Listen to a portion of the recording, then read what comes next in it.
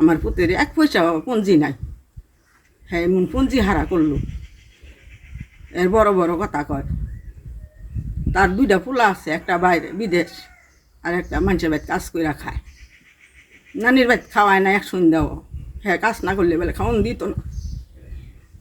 তাই কিরে আমার হয়রানিটা করছে। আপনাদের কাছে আমি একটা আবেদন চাই, সরকারের কাছে আমি একটা প্রাপ্য বিচার চাই। কাতার প্রবাসীর আর্তনাদ, মিথ্যা মামলার ভারে নিঃস্ব হওয়ার পথে খোকনের পরিবার। নিজস্ব প্রতিনিধি, কাপাসিয়া, গাজীপুর। গাজীপুরের কাপাসিয়া উপজেলার বারিসাবু ইউনিয়নের কোষ্টি গ্রামের এক কাতার প্রবাসী খোকন মিয়ার পরিবারের বিরুদ্ধে দায়ের হওয়া 3টি মামলাকে কেন্দ্র করে এলাকায় ব্যাপক চাঞ্চল্যের সৃষ্টি হয়েছে। কাতার প্রবাসী মোহাম্মদ খোকন মিয়া ও তার পরিবারের সদস্যদের দাবি, পারিবারিক বিরোধের জেরে তাদের বিরুদ্ধে উদ্দেশ্যপ্রণোদিতভাবে একের পর এক মিথ্যা মামলা দায়ের করা হয়েছে। এসব মামলায় দীর্ঘদিন ধরে তারা আর্থিক, মানসিক ও সামাজিকভাবে চরম ভোগান্তির শিকার হচ্ছেন। অভিযোগ সূত্রে জানা যায়, কোষ্টি গ্রামের পালোয়ান বাড়ির বাসিন্দা মোহাম্মদ আইনুদ্দিনের ছেলে মোহাম্মদ খোকন মিয়ার সঙ্গে একই গ্রামের তারা মিয়ার মেয়ে পারুল বেগমের বিবাহ হয়। তাদের সংসারে 2 ছেলে সন্তান রয়েছে। প্রায় 1 দশক ধরে কাতারে কর্মরত খোকন মিয়া বিদেশে কঠোর পরিশ্রম করে উপার্জিত অর্থ নিয়মিতভাবে দেশে পাঠিয়ে স্ত্রী সন্তানদের ভরণ পোষণ ও সংসারের উন্নয়নে ব্যয় করতেন বলে দাবি করেন। খোকন মিয়ার ভাষ্যমতে, বিদেশে থেকে উপার্জিত অর্থে গড়ে ওঠা সুখের সংসারে এক পর্যায়ে পারিবারিক কলহের সৃষ্টি হয়। প্রায় 2 বছর আগে তার স্ত্রী পারুল বেগম স্বামীর বাড়ি ত্যাগ করেন। এরপর তিনি খোকন মিয়া, তার বাবা মা এবং পরিবারের অন্যান্য সদস্যদের বিরুদ্ধে একের পর এক 3টি মামলা দায়ের করেন বলে অভিযোগ উঠেছে। খোকন মিয়ার বৃদ্ধ বাবা মা বলেন, আমরা অসহায় ও নিম্ন আয়ের মানুষ। আমাদের বিরুদ্ধে দায়ের করা মামলাগুলো সম্পূর্ণ মিথ্যা ও উদ্দেশ্যপ্রণোদিত। আদালতে ঘুরতে ঘুরতে আমরা নিঃস্ব হওয়ার পথে। এই হয়রানি থেকে মুক্তি চাই।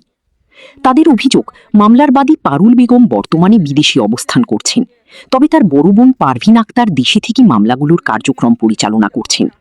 বাদী বিদেশে অবস্থান করেও কিভাবে মামলার কার্যক্রম পরিচালিত হচ্ছে সে বিষয়টি তদন্তের দাবি জানিয়েছেন তারা। অভিযুক্ত পরিবারের সদস্যরা বলেন, আমরা আইনের প্রতি শ্রদ্ধাশীল। প্রকৃত ঘটনা তদন্ত করে যদি আমাদের কোনো অপরাধ প্রমাণিত হয় তাহলে আইন অনুযায়ী শাস্তি মেনে নেব, কিন্তু মিথ্যা অভিযোগে নিরপরাধ মানুষকে হয়রানি করা হলে সেটি বিচার ব্যবস্থার প্রতি মানুষের আস্থা নষ্ট করে। আমরা নিরপেক্ষ তদন্ত ও ন্যায় বিচার চাই। এ বিষয়ে স্থানীয় সচেতন মহলের অভিমত, পারিবারিক বিরোধ এবং নারী পুরুষ সম্পর্কিত মামলাগুলো অত্যন্ত সংবেদনশীল। তাই একপক্ষের অভিযোগের ভিত্তিতে সিদ্ধান্তে পৌঁছানো উচিত নয়।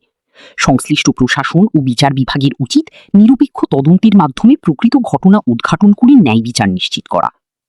কাতার প্রবাসী খোকন আমার হয়রানিটা হইতেছি, এটা কি আমি সরকারের কাছে একটা আমি দাবি, এইটা কি হয় নাকি? তা আমার ছেলে 10 বছর ধরে বিদেশে থাকে, কাতারে থাকে।